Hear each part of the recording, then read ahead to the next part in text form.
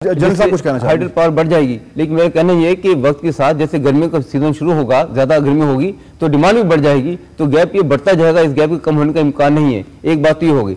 दूसरी बात ये, हम बात करें सर्कुलर डेट, दूसरी चीज वापडा ने या पेप्को ने केईएससी से 57 बिलियन रुपीज लेने हैं, वो सर्कुलर डेट के टोटल में नहीं आते। इसी तरीके से जो मेजर्स है फॉर प्राइवेट सेक्टर, वो तो आज जो अनाउंसमेंट हुई उसके अंदर कहीं फिगर नहीं होते। तो अगर इन एस्पेक्ट्स को एड्रेस किया जाए तो there is lot of money जो कि कम इनटू सिस्टम जाके इंप्रूवमेंट हो सकती है। अच्छा, नवीद कमर साहब की कोई प्रेसिंग एंगेजमेंट है, उन्होंने जाना है, तो उनका हम बहुत शुक्रिया अदा करेंगे। नवीद साहब, thank you very much for joining us, और हम उम्मीद करते हैं कि जो आज कमिटमेंट्स हुई हैं वो जल्द पूरी हों। इसमें और बहुत कुछ डिस्कस करने को इंशाल्लाह आपसे बाद में बात होगी। Thank you for joining us today. मैं एक चीज गुजारिश करना चाहूंगा, जो अफोर्डेबल पावर का पॉइंट है, हमने जो नेगोशिएट किया विद आईपीपीज, उससे $1.9 बिलियन की पाकिस्तान को सेविंग हुई। और अगर हबको और जापान आज पावर नहीं दे रहे, उसकी वजह रिनेगोशिएट सेटलमेंट नहीं है, इसकी वजह यह है कि पेप्को को पैसे नहीं उनको देने के लिए। ठीक है, लेकिन बाकी एस्पेक्ट जो है कि सिस्टम लॉसेस फॉर एग्जांपल। ठीक है। अच्छा, मैं जरा इसको थोड़ा आगे जानना चाह रहा हूं, अब क्योंकि हमारा वक्त कम रह गया। जहांगीर तरीन साहब, थोड़ा सा फ्यूचर के बारे में बात करना चाह रहे हैं। लॉन्ग टर्म प्लानिंग बड़ी इंपॉर्टेंट है। मैं थोड़ा सा आपको ये बैकग्राउंड एक देना चाहता हूं कि हमने कोई रिसर्च की कि इंडिया में ये पावर का जो मसला है उसको कैसे कंटेन किया जा रहा है। ये आप स्क्रीन पे दिखाएं, आपको हम दिखाते हैं कि इस टाइम इंडिया में टोटल जो उनकी डिमांड है वो तकरीबन 1.5 लाख मेगावाट से थोड़ी ज्यादा है। हमारी तकरीबन 16,000 है, इंडिया में 1.5 लाख है।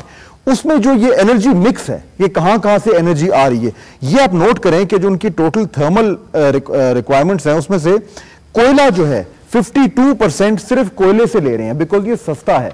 हमारे यहाँ ये थर कोल का मसला हल ही नहीं हो पा रहा। Look at what India is doing. 10% gas से ले रहे हैं और सिर्फ 0.9% जो है वो तेल से है। हमारा मेरे ख्याल है को 30-35% हम तेल से ले रहे हैं, जो सबसे ज्यादा महंगा होता है। हाइड्रो उनका 24% है और बाकी दीगर उनके न्यूक्लियर वगैरह है। जहांगीर तरीन साहब, मसला यही है कि हमारा long term planning has to be based on water based and coal based. ये मिक्स होना चाहिए। आपके ख्याल में ये करना नेक्स्ट टू इम्पॉसिबल हो गया हमारी बैड प्लानिंग की वजह से?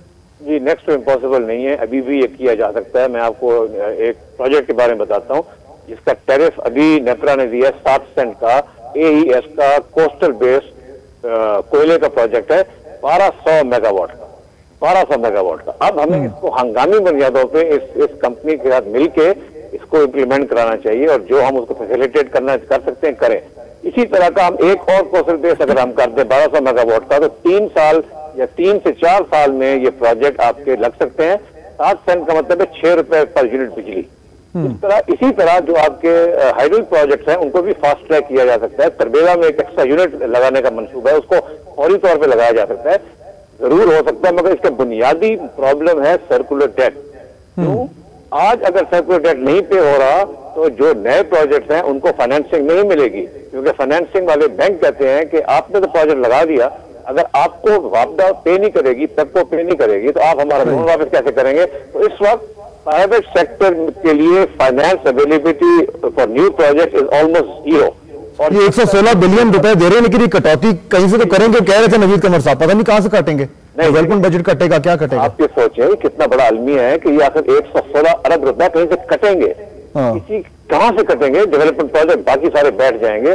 तो इसको हंगामी बुनियादों पे out of the box thinking करनी चाहिए, और एक इनको ये काम करना चाहिए कि प्लान करके खाद की फैक्ट्रियों को जो गैस दे रहे हैं, खुदारा खाद तो बाहर से आ सकती है, गैस तो बाहर से नहीं आ सकती, वो गैस आप दे पावर सेक्टर के लिए, आपकी खर्चा भी कम होगा। ठीक है। अच्छा, वक्त हमारे पास खत्म हो रहा है। ठीक है जन साहब, मुझे सिर्फ ये बताइए, आप जिक्र कर रहे थे थरकोल का कि चाइनीज प्रेसिडेंट आए थे। जी, चाइनीज प्रेसिडेंट आए थे और उन्होंने कहा हम कर देते हैं, और उन्होंने कहा कि हम थरकोल प्रोवाइड करते हैं। विद इन 1 वीक चाइनीज की एक टीम थर में आ गई। कौन सा साल? 2001। हाँ। उसके बाद क्या हुआ? उसके बाद हमारी इंटर डिपार्टमेंट प्रॉब्लम शुरू हो गए। सिंध गवर्नमेंट कहा कि थरकोल तो हमारी प्रॉपर्टी है, सो दे आर द बॉसेस, कि जिसने बिजली देनी थी, जिसने पानी देना था, जिसने सिक्योरिटी देना था, उन्होंने नहीं किया। Ministry of water and power they said कि वी आर द बॉसेस। जो नेचुरल रिसोर्सेज वाले हैं, ऑयल एंड गैस वाले, उन्होंने कहा power purchase agreement, so out of disgust वो यहाँ से चले गए। मेरे ख्याल में अगर हम थरकोल का प्रोजेक्ट करना है, उससे एक ही हल है कि हम थरकोल अथॉरिटी बनाएं, और चाइनीज जैसी गवर्नमेंट जो कि जेन्युइन फ्रेंड ऑफ पाकिस्तान है, उनके साथ नेगोशिएट करें on state to state basis और उसको लगाएं। मैं कहना चाहूंगा, आई थिंक इसके अंदर कोई वेस्टेड इंटरेस्ट है, क्योंकि एक चीप सोर्स ऑफ एनर्जी हम डेवलप नहीं कर पा रहे। After what is the reason? There are people who are benefiting from this. अगर बिल्डिंग शॉर्टेज है तो वो आर बेनिफिटिंग। आई थिंक इसको भी हमें देखना चाहिए। और हमें एक और में बात करते हैं, वक्त खत्म हो गया, बिल्कुल वक्त खत्म हो गया। हमारा जो आज का प्रोग्राम आपने सुना, उसमें जो इंपॉर्टेंट चीज है वो ये है कि ये बहरान इतना बड़ा ना होता अगर हम लोगों ने अब सही तौर पर काम किया होता, अगर हमारी हुकूमतों ने जो प्लानिंग है सही की होती और उसकी इंप्लीमेंटेशन की होती। ये बिल्कुल मैन मेड डिजास्टर है।